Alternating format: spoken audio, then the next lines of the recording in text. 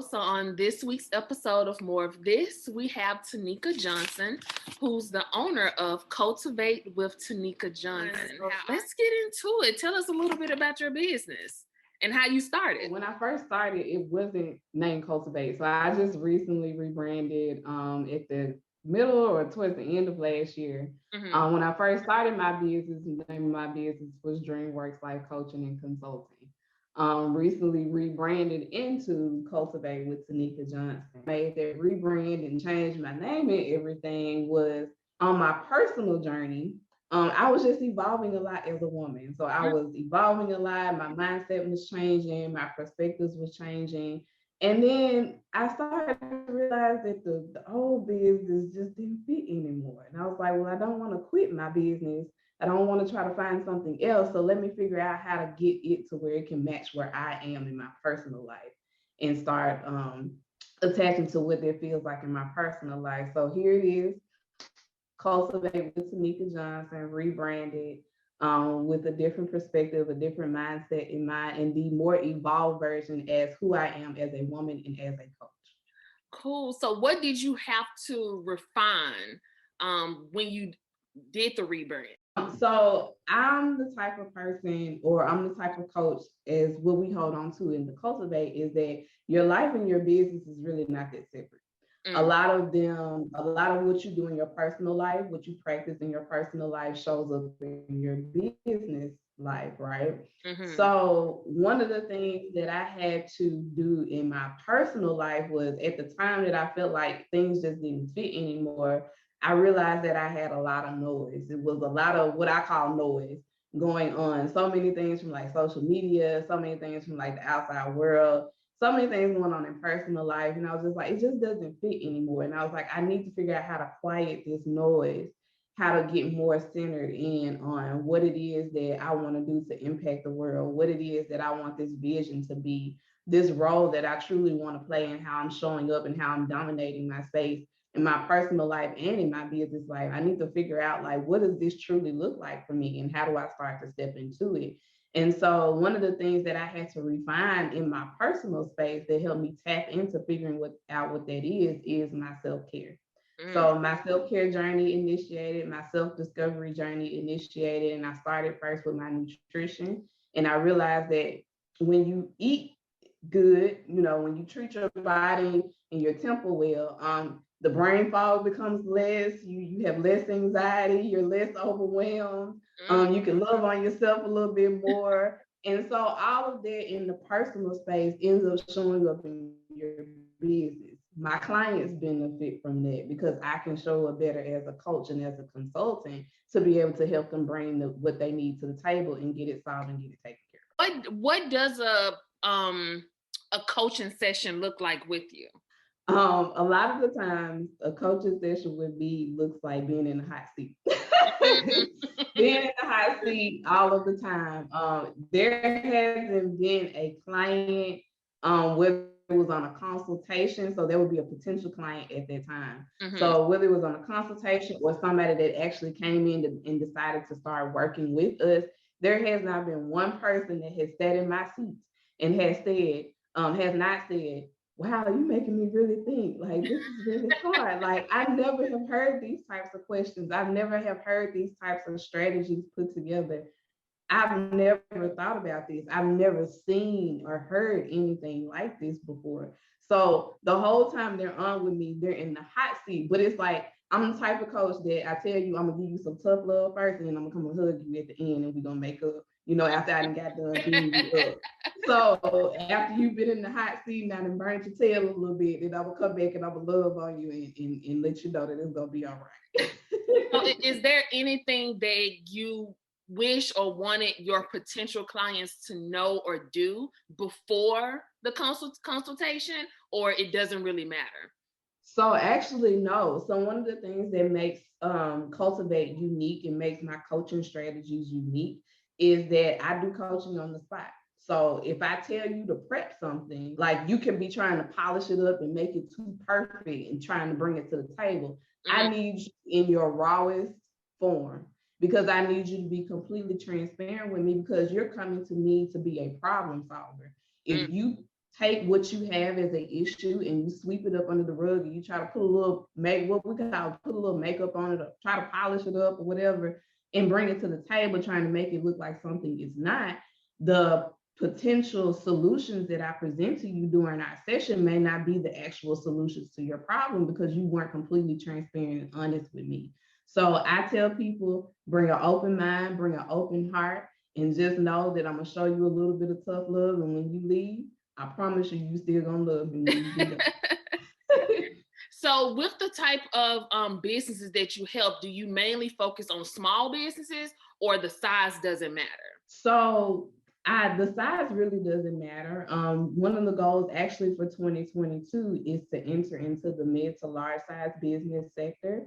Right now, I've been mostly focusing on the small business sector, but my true destination and my true dream for Cultivate is to work with the mid to large size businesses because of the type of background that I have and the type of talents and skills that I bring to the table. Now, those same talents and skills can definitely be beneficial to small business owners, but they could be more beneficial to the mid to large size businesses as well. I noticed that you have a Winning Wisdom Wednesday. Yeah. Tell us a little bit about that. Yeah, so I call Winning Wisdom Wednesdays our weekly session to help bridge the gap between life and business and bring it together. Because, like I said, my unique coaching style helps bring life coaching methods and business coaching methods and puts them in a way and helps them build a customized strategy for each one of our clients to help them truly reach their goals and align with who they are in their personal life and their business. So Winning Wisdom Wednesdays is going to be that tidbit of what I call keys, because they call me Coach T with the keys. Mm-hmm. What I call keys that you can apply in your life and your business. And you can immediately take those keys and start unlocking new doors for yourself in your personal life and in your business. So what tips would you give someone who may be struggling to advocate for his or herself? Ooh, that is a great question. If this was the question, we're imagining this is a Winning Wisdom Wednesday. So hypothetically, if this was the question that you were presented with. Yeah, so no, I love that question because I used to be that person. So a little bit about my personal story, just quickly. One of the things that I struggled with in the corporate space and working my 9 to 5 was I did not advocate for myself. And I actually done a whole podcast interview about that, but I did not advocate for myself in the corporate space. And I didn't realize how much me not advocating for myself at work in the corporate space, just to try to, structure the picture a little bit. At that time, I was the youngest in the office. I was the only young Black woman in the office. And I also was the most educated, but I was the most slept on. So all of those things, I'm not going to say they were working against me, but like we know how that shows up in corporate America for somebody like the Black woman. Right. All of those things were kind of pushing against me. And so in some aspects, I was kind of toyed with and slept on, but had I learned to advocate for myself, it probably would have worked out in a different manner. That same non-advocation that I was doing in the corporate sector showed up in my personal life and my business life as well. Because even in my personal life, I was a person that I would not advocate for myself. I would kind of just roll with the punches and just let things go. And I realized that actually during a therapy session, my mom has always been somebody who she could tell you what to do and how to do it, but like she tends to let people think for her. She's always been kind of like really meek like that. So I didn't realize those type of attributes had actually rolled over into like other areas in my life. So my advice to somebody that is struggling with that is build your confidence, believe in yourself. It all stems from being confident. The more confidence that you have, the better that you are able to show up. And I tell people how you build confidence is to gain clarity. Gain clarity on your vision, gain clarity on what it is you truly want to do, gain clarity on who it is you truly want to be and how you truly want to show up. So you can start walking towards that thing, you can start accomplishing that thing, and it'll start building more and more confidence for you as you start to go along your journey. What was the journey like shifting from corporate America into entrepreneurship? Ooh. So literally There was no perfect planning. I'm gonna be very honest. I went on this 14-day journey. I really was struggling with trying to hear from, if you're spiritual or if you're Christian or whatever you pray to. I really was struggling trying to hear what God was trying to tell me I needed to do for me. And I was entering into my 6th year of corporate America at this particular job. And it wasn't fulfilling me anymore. I had never had anxiety or depression, but in that 6th year, I had developed anxiety and depression, and it was starting to become very overwhelming, and it was taking over. And I was just like, God, this can't be what is for me. This can't be my final stop. There has to be more for me. I don't know if you actually picked up on that in the research too, but I'm a very, very ambitious person. So if I don't feel like I'm doing enough, or if I don't feel like I have enough fulfillment in what it is that I'm doing, I'm always going to search for more. And I had finally got to that point where my job just didn't seem fun anymore. It didn't seem fulfilling anymore. It didn't seem like I was doing what I was supposed to do. So I took some time off of social media and did what I actually call, like I mentioned earlier, quieting the noise. I actually have a program in my business called Quieting the Noise.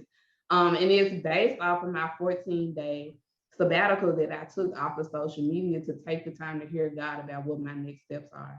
And literally, some of us are real hard-headed. I'm the type of person where God got to hit me with like a stop sign in my head and tell me like, this is what you need to do.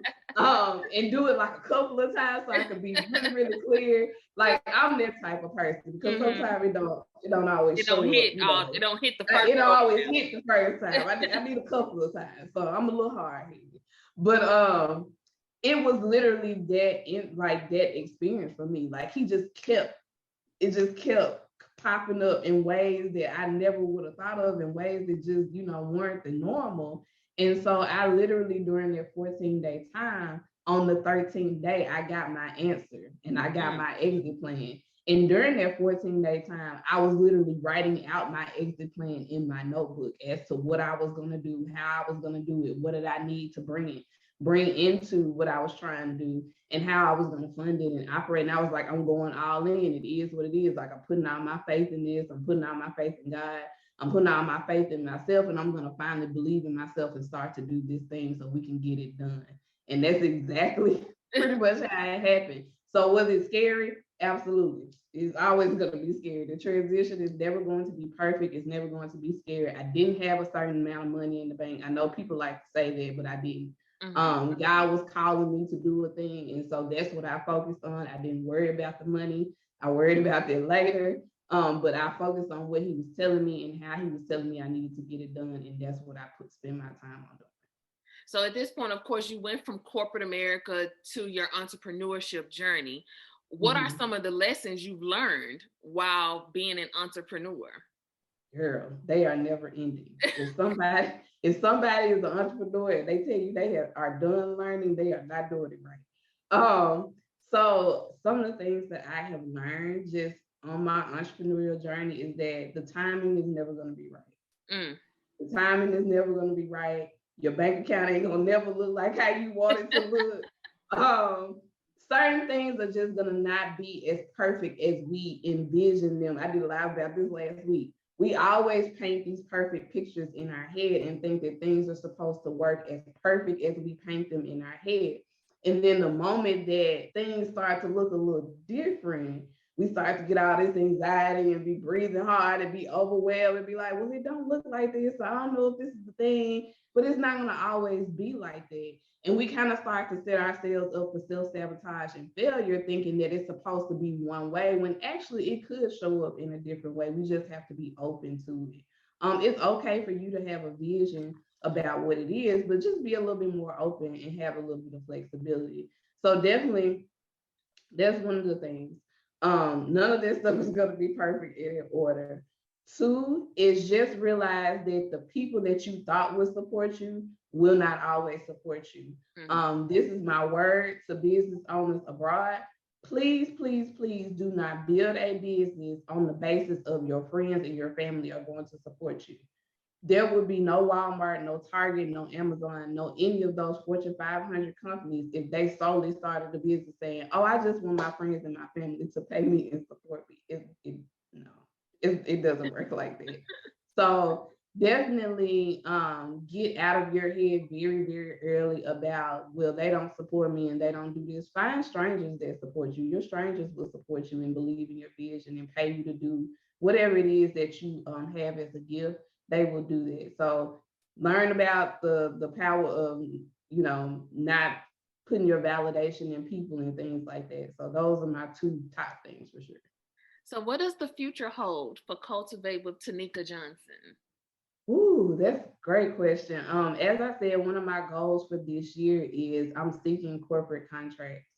So the future for Cultivate with Taneka Johnson, which actually I guess I'm already kind of doing it because I'm working with a nonprofit here in the city to help them build out an entrepreneurial program for middle school students. I'm super excited about it. Oh, that's fun. And yeah, and that's a good age. Yes. So definitely, if you're following Cultivate with Taneka Johnson, make sure y'all stay tuned for that because that will be dropping in August of this year. But I'm working with this. So I guess it's kind of already entering into this space. But one of my goals this year is to really enter into the corporate space and to start helping shift the narrative in the corporate space for not only women that look like me, but employees that are suffering some of the same things that I suffered on my 9-to-5 journey. It doesn't have to be that way in corporate America. You can take the time to really structure out your system, structure out your team, and create a company culture that is truly beneficial to not only your leadership team, as well as your employees that are helping support the vision every day. So that is what it looks like in the future, being in those corporations, helping them change the narrative and helping them shape what they do a little bit better. To make the impact a little bit better. If you had to describe your business in 3 words, what would those 3 words be? It's definitely unique. It is a very unique brand. There's no brand like it. So unique will be one. Hard question. Who the other will be? Now you got me in the hot seat.